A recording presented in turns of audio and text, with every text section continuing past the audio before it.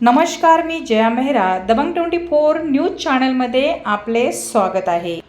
बोरगाव पल्लम येथे ISC एंटरप्राइजेसमध्ये भीषण आग. 8 तासांच्या अथक प्रयत्नानंतर आगीवर नियंत्रण. 3 ते 4 कोटींचे नुकसान.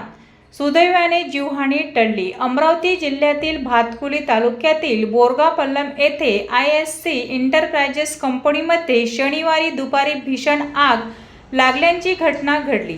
या आगीत कंपनीतील रॉयल मटेरियल्स विविध यंत्रसामग्री जळून खाक झाली असून अंदाजे 3 ते 4 कोटी रुपयांचे नुकसान झाल्याची माहिती कंपनीचे प्रोप्रायटर सोहेल श्यामसुंदर चौधरी यांनी दिली.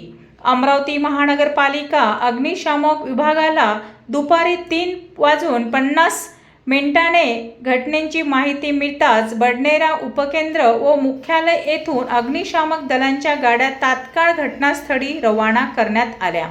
आग भीषण स्वरूपाची असल्याने दूरवर धुरांचे लोट दिसत होते. परिस्थितीची गंभीरता लक्षात घेताच प्रशासन नगर उपकेंद्रातून अतिरिक्त मदत मागण्यात आली. 3 अग्निशामक वाहनांच्या साहाय्याने तब्बल 8 तासांच्या अथक प्रयत्नानंतर मध्यरात्री आगीवर नियंत्रण मिळवण्यात जवानाला यश आले. या दुर्घटनेत हॅरम machine, conveyor, auto sprinter, stone machine, briquette machine, blender machine तसेच मोठ्या प्रमाणातील रॉयल मटेरियल्स पूर्ण जळाले.